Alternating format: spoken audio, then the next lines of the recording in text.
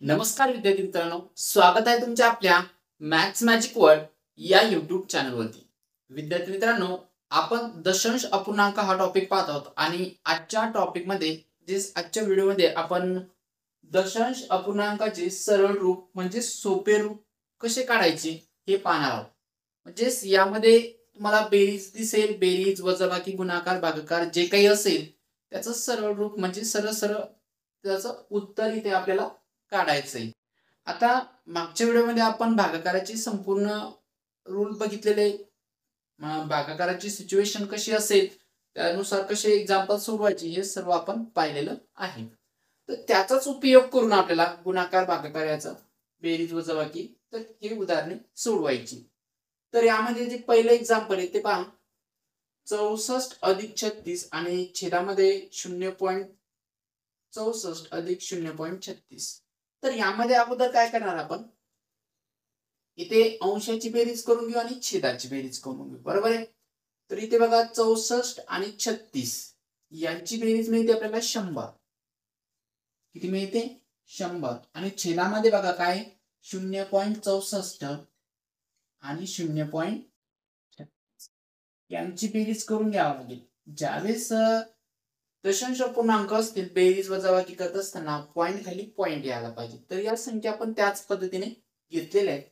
तर पाहते 6 आणि 4 10, 10 शी 0 हातचा 1 येणार आहे.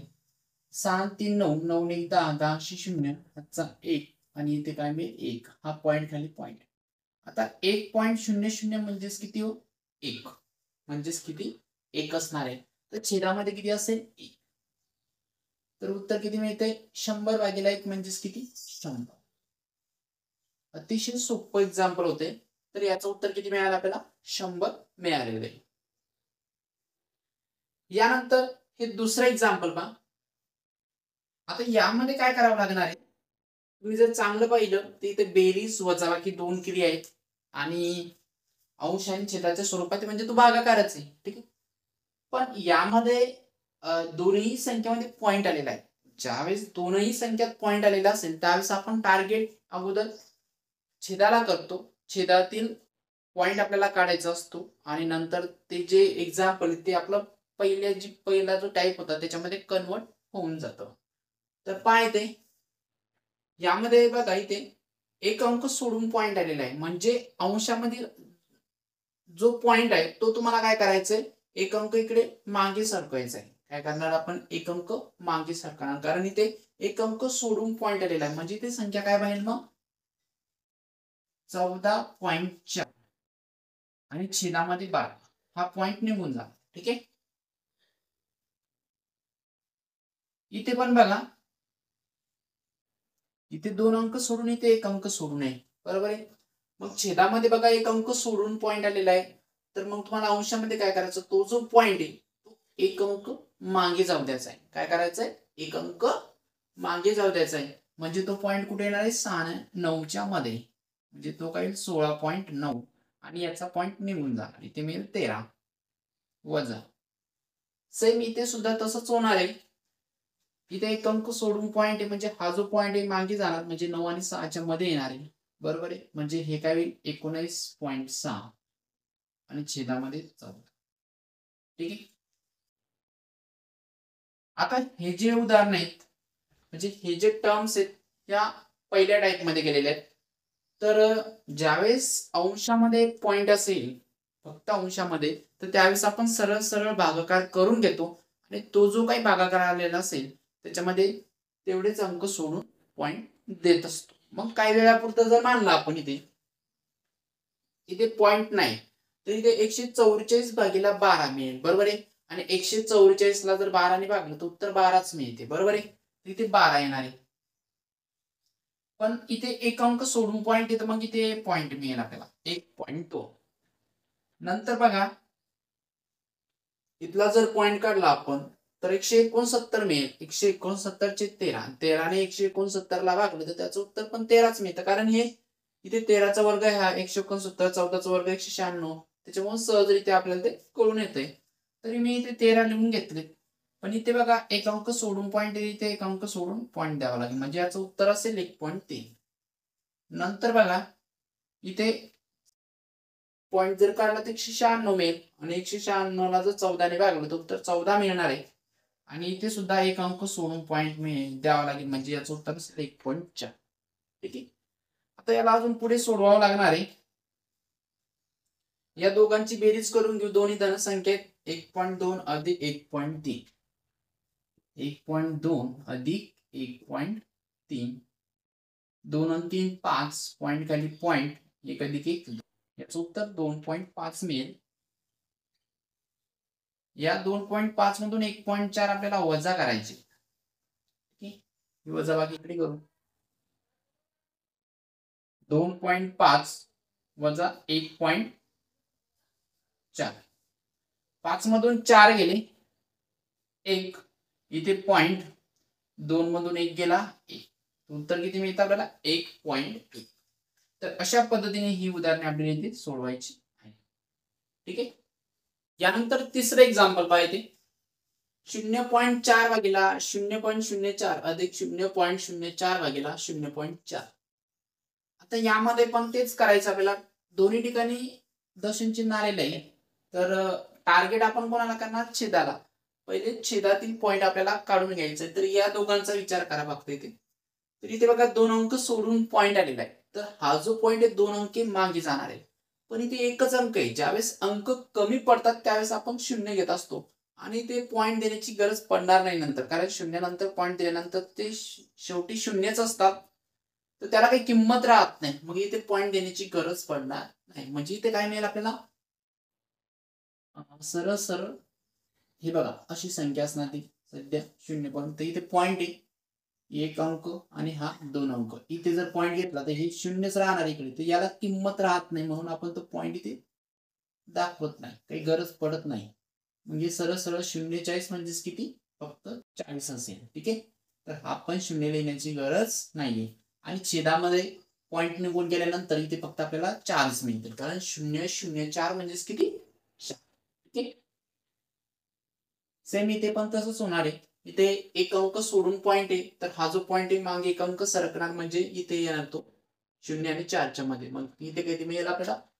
0.4 भागिला 4. ठीक आहे.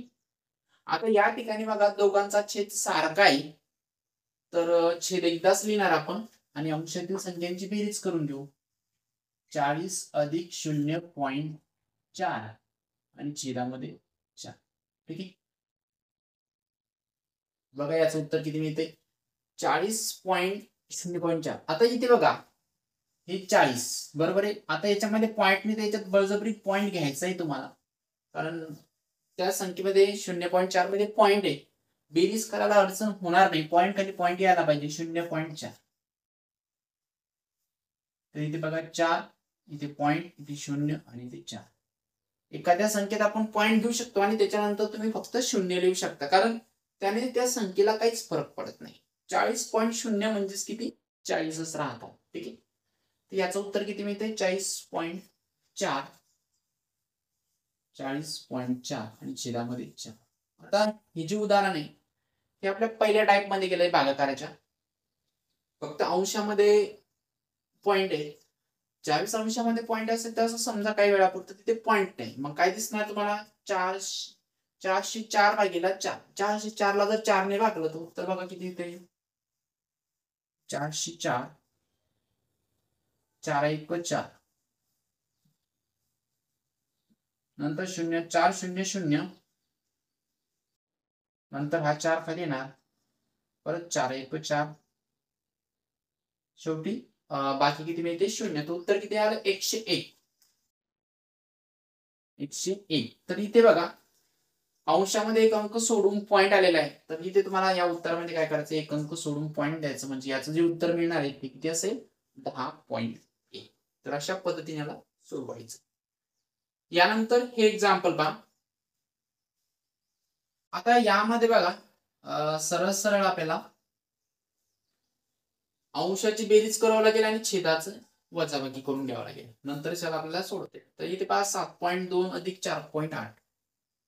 7.2 अधिक 4.8. 8 आणि 2 10, 10 0, हातचा 1. 7 आणि 4 11, 11 आणि 1 12, इथे पॉइंट 12.0 म्हणजेच किती 12, बरोबर आहे. ते अंशात किती असेल 12. यानंतर बघा 5.6 मधून 3.2 वजा करायचे. 5.6 वजा 3.2,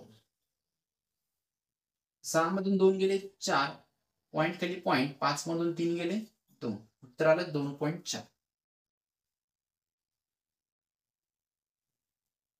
आता यामध्ये बघा छेदामध्येच पॉइंट आहे फक्त. ज्यावेळेस छेदामध्ये पॉइंट असेल तर आपण काय करतो, इथे पाहतोय पॉइंट किती अंक सोडून आलेले आहेत आणि तेवढेच शून्य आपण अंशावरती ठेवत असतो. तिथे एक अंक सोडून पॉइंट आहे तर आपला अंश आहे 12, तर यावरती एक शून्य द्यावा लागेल मग आपल्याला, आणि छेदामध्ये हा पॉइंट काढून टाकायचा आहे. तर संख्या मिळणार आहे 24. तर पाहिजे 24 ने जर 120 ला जर भागलं तर याचं उत्तर आपल्याला 5 मिळेल. 24 5 120 होतात बघा. तर अशा पद्धतीने ही उदाहरणे आपल्याला इथे सोडवायची आहे. यानंतर 5वं एक्झाम्पल पहा. यामध्ये सुद्धा सर्व बेरीजच आहेत, पण अंश आणि छेदामध्ये दोन्ही ठिकाणी पॉइंट आलेले आहेत. तर अशा वेळेस आपण टार्गेट पहिले छेदाला करतो, छेदामधील पॉइंट आपल्याला काढून टाकायचा आहे. तर पाहिजे काय करणार आपण, इथे बघा एक अंक सोडून पॉइंट आहे, म्हणजे हा जो पॉइंट आहे अंश येतील, हा पॉइंट एक अंक मागे सरकणार, म्हणजे संख्या काय बनेल इथे 0.78, म्हणजे हा जो पॉइंट आहे तो इथे येणार आहे. ठीक आहे, आणि छेदातील संख्येचा पॉइंट निघून जाईल. ठीक आहे. यानंतर इथे बघा इथे एक अंक सोडून पॉइंट आहे, म्हणजे हा जो पॉइंट आहे इथे मागे सरकणार एक अंक, म्हणजे इथे येणार आहे, म्हणजे हा होईल 0.95 आणि छेदामध्ये 19. इथे पण सेम तीच कंडिशन आहे, एक अंक सोडून पॉइंट आहे, हा पॉइंट मागे सरेल इथे येईल, म्हणजे हे बनेल 0.012 आणि छेदामध्ये 6. या पद्धतीने या संख्या आपल्याला इथे मिळणार आहेत. तर यानंतर बघा हे पहिल्या टाइप मध्ये गेलेलं आहे, फक्त अंशामध्ये जर पॉइंट असेल तर त्यावेळेस आपण तिथला पॉइंट नाही असं कन्सिडर करतो आणि सरळ सरळ भागाकार करून देतो. भागाकार केल्यानंतर जे काही उत्तर मिळतं आपल्याला त्याच्यामध्ये तेवढेच अंक सोडून आपण पॉइंट देत असतो. तर इथे बघा इथे जर पॉइंट काढला तिथे 78/26 मिळेल, आणि 26 ने जर 78 ला भागलं तर याचं उत्तर 3 मिळतं. 26 त्रिक 78 होतात बघा. तर इथे 3 लिहून घेणार मी, पण इथे 2 अंक सोडून पॉइंट, इथे 2 अंक सोडून पॉइंट द्यावा लागेल, 1 आणि हा 2. जिथे अंक कमी पडले तिथे तुम्हाला 0 घ्यायचा आहे, आणि इथे पॉइंट आणि इथे 0, 0.03 हे याचं उत्तर असेल. इथे पण बघा इथे जर पॉइंट काढला तर 95/19 मिळतील. 19 5 95 होतात, म्हणजे याचं उत्तर 5 मिळणार आहे. इथे 5 लिहून घेतलेत, पण यामध्ये अंशामध्ये पॉइंट आहे किंवा 2 अंक सोडून, तिथे 2 अंक सोडून पॉइंट द्यायचा 1 आणि हा दुसरा, आणि इथे पॉइंट आणि हा 0, 0.05 हे त्याचं उत्तर आहे. आता शेवटचं बघा, इथला जर पॉइंट काढला तर इथे 12 दिसतील आणि 12ला 6 ने भागलं तर उत्तर 2 मिळाले, 6 दुनी 12. पण यामध्ये बघा 3 अंक सोडून पॉइंट आहे, इथे पण 3 अंक घ्यायचे, 1 2 3 आणि हा इथे पॉइंट, तर याचं उत्तर मिळेल 0.002. या सर्वांची बेरीज करायची, म्हणजेच एकंदरीत सगळ्यांचा पॉइंट खाली पॉइंट यायला पाहिजे 0.03. या पद्धतीने 0.03. यानंतर आहे 0.05, 0.05 आणि नंतर आहे 0.002, 0.002 या पद्धतीने. तर इथे बघा 2 हे 5 आणि 3 8, 0 पॉइंट खाली पॉइंट आणि हा 0. तर याचं उत्तर मिळत आहे 0.082. तर या पद्धतीने हे उत्तर आपल्याला काढायचे. ठीक आहे. आता यानंतरची जी काही एक्झाम्पल्स असणार ती अतिशय सोपी, फक्त कंडिशन एक असणार आहे की अंशामध्ये जेवढ्या काही संख्या असेल सर्व गुणाकाराच्या स्वरूपात असेल, आणि छेदामधील संख्या सुद्धा सर्वच्या सर्व गुणाकाराच्या स्वरूपात असायला पाहिजे. अतिशय सोप्या पद्धतीने आपण त्याचं सिम्प्लिफिकेशन म्हणजेच संक्षिप्त रूप घेणार आहोत, आणि सोपे रूप कसं मिळवायचं ते इथे आपण पाहणार आहोत. आता यानंतरची एक्झाम्पल बघा, अतिशय सोपी आहे, थोडा चेंज आहे फक्त याच्यामध्ये. तुम्ही पाहू शकता एक्झाम्पल. यामध्ये बघा अंशामध्ये सर्व गुणाकार आहे आणि छेदामध्ये सुद्धा गुणाकार असेल. तर अशा पद्धतीत जर उदाहरणे आली असतील तर अतिशय सोपी पद्धत आहे. याला कसं सोडवायचं तर सुरुवातीला आपण यामध्ये सर्वांचा पॉइंट काढून घेणारे आणि ज्या संख्या उरतील त्यांचा संक्षिप्त रूप जात असेल तर संक्षिप्त रूप देणारे आणि उत्तर काढणारे आणि नंतर पॉइंटची ऍडजस्टमेंट इथे करायची. पण त्या अगोदर काय करायचंय, एक सोपी ट्रिक सांगतो तुम्हाला. अंशामध्ये एकदा काउंट करून घ्या की किती अंक सोडून पॉइंट आलेला आहे आणि छेदामध्ये सुद्धा. ठीक आहे. तर इथे बघा, इथे 2 अंक सोडून, इथे 3 अंक सोडून असे टोटल 5 अंक बनतायत. बरोबर आहे. इथे किती बनतायत? 5 अंक. आणि इथे किती? 1 2 3. इथे 3 अंक बनतायत. बरोबर आहे. अंशात 5 आणि छेदात 3. तर तुम्हाला काय करायचं, हे अंक मोजून घ्यायचे आणि शेवटी याचा फरक घ्यायचा आहे. फरक कसा घेणार आहे? अंशामधून छेद वजा करायचा आहे. बघा, अंश किती आहे? 5 आहे. 5 मधून 3 वजा केले तर किती मिळाले? 2. आता हे जर उत्तर तुम्हाला अधिक मध्ये मिळत असेल तर तुमचं जे उत्तर येणार आहे शेवटी त्याच्यामध्ये 2 अंक सोडून आपल्याला पॉइंट द्यायचा आहे. आणि जर तुम्हाला हे उत्तर जर वजा मध्ये मिळालं तर त्या संख्येवरती तेवढी शून्य तुम्हाला ठेवायचे. वजा केव्हा येऊ शकतं? समजा इथे 5 खाली असते आणि 3 वरती असते, मग 3 वजा 5 किती आहे? वजा 2 उत्तर आलं असतं. ठीक आहे. तशा पद्धतीने म्हणजे त्यामध्ये त्या कंडिशन मध्ये काय होतं, इथे छेद लहान असेल, छेद मोठा असेल आणि अंश लहान असेल, अशा वेळेस ती कंडिशन येईल. ठीक आहे. आता करायचंय काय? आता हे तर ठरलंय की तुमचं जे काही उत्तर येणार आहे त्याच्यामध्ये 2 अंक सोडून तुम्हाला पॉइंट द्यायचा आहे. आता या संख्येमध्ये सर्वांचा पॉइंट काढून घ्या आणि संख्या लिहायची. इथला पॉइंट काढला तर इथे 49 दिसतील. इथला पॉइंट काढला तर इथे 8च दिसतील आपल्याला. इथे 90. छेदामध्ये इथे 56 आणि 730. तर सरळ सरळ सगळ्या संख्यामधला पॉइंट काढून घ्यायचा आणि ज्या संख्या तुम्हाला दिसतील त्या संख्या इथे लिहून घ्यायची. ठीक आहे. आता याचं जे काही उत्तर येईल त्या उत्तरामध्ये 2 अंक सोडून आपल्याला पॉइंट द्यायचा. हे कशावरून ठरवलं आपण?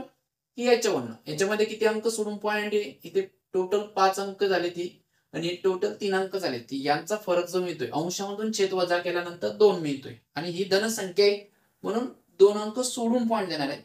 जर ऋण संख्या मिळाली असतील तर त्या संख्येवरती 2 म्हणजे जेवढे असतील तेवढी शून्य आपण ठेवले असतील. तर पाहिजे आता इथे सरळ सरळ संक्षिप्त रूप द्यायचे. आपण मागेच बघितलेले संक्षिप्त रूप कशा पद्धतीने देता येतात. तर इथे बघा, हा शून्य या शून्यासोबत कॅन्सल होतोय.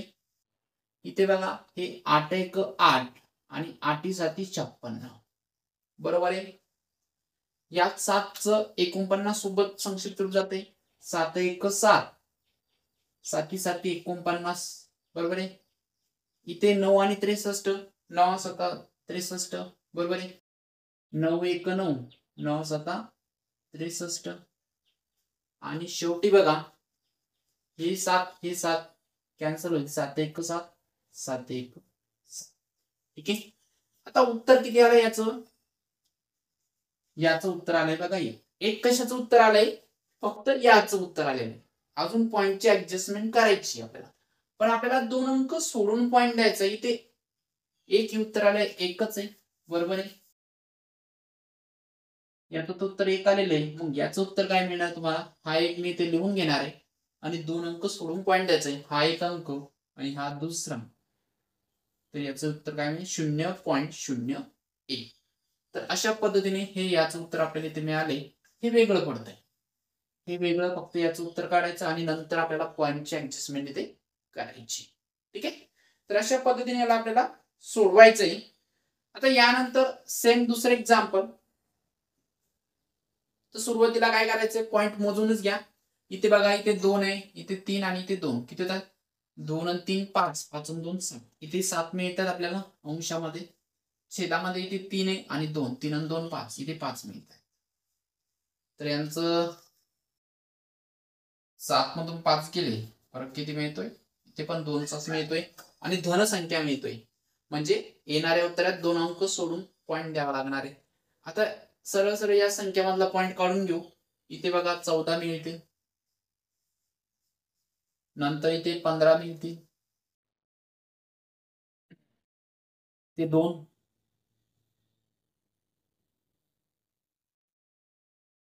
छेदामध्ये 35 आणि ते 52. आता याला संक्षिप्त रूप देऊ आपण इथे, बरोबर आहे. तो काय मिळेल पाहिजे 5 आणि 5 ने 15 आणि 35 ला जाते, 5 त्रिक 15 आणि 5 7 35, बरोबर आहे. या 7 ने 14 ला सुद्धा जाते आणि 7 ला सुद्धा जाते. 7 1 7, 7 2 14, 12 आणि 2 बे 1 बे, बे सकी 12, बरोबर आहे. नंतर यानंतर बघा 3 आणि 6, 3 1 3, 3 2 6 आणि परत हे 2 या 2 सोबत कॅन्सल होणार, म्हणजे शेवटी उत्तर किती मिळते इथे पण एकच मिळते. आणि याचं जे उत्तर असणार आहे तर यामध्ये पॉईंट द्यायचा किती अंक सोडून, 2 अंक सोडून, हा एक, दुसरा. याचं पण उत्तर किती मिळते 0.01. तर अशा पद्धतीने ही उदाहरणे आपल्याला इथे सोडवायची. आता यानंतर पाहूया 8वं एक्झाम्पल. सेम तसेच एक्झाम्पल आहे दोन्ही पण. आता हे शेवटचे 2 एक्झाम्पल आहेत आपले. तर यामध्ये पहा, आता इथे पहिले तर मोजून घेऊ किती अंक सोडून पॉईंट आहे. इथे 1, इथे 2 आणि इथे 3, 3 आणि 2 5, 5 आणि 1 6. इथे 6 अंक सोडून इथे 2 2 2 म्हणजे हे होतात 6. बघा अंशामध्ये छेद वजा करू, 6 वजा 6 0. आता ज्यावेळेस हा जो फरक 0 मिळत असेल, फरक ज्यावेळेस 0 मिळेल त्यावेळेस तुम्हाला कुठेही पॉईंट घेण्याची गरज पडत नाही, कारण हे दोन्ही बॅलन्स होत आहे.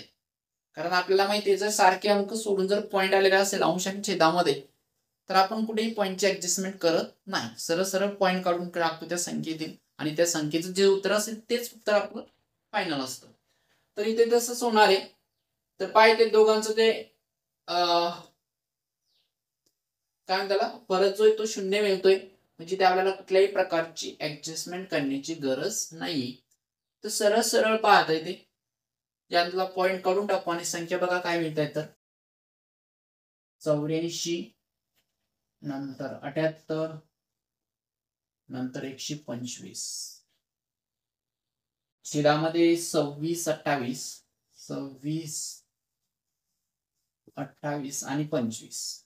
तर सरळ सरळ संक्षिप्त रूप द्या, ज्या याचं जे उत्तर असेल तेच याचं सुद्धा असणार आहे, कारण इथे पॉईंटची ऍडजस्टमेंटची गरज नाही, कारण दोघांचे सारखं झालेले पॉईंटचे अंक. ठीक आहे. तर पाहिजे 26 1 26 आणि 26 3 78 होतात बघा. सेम तसंच 28 28 1 28, 28 3 84 होतात.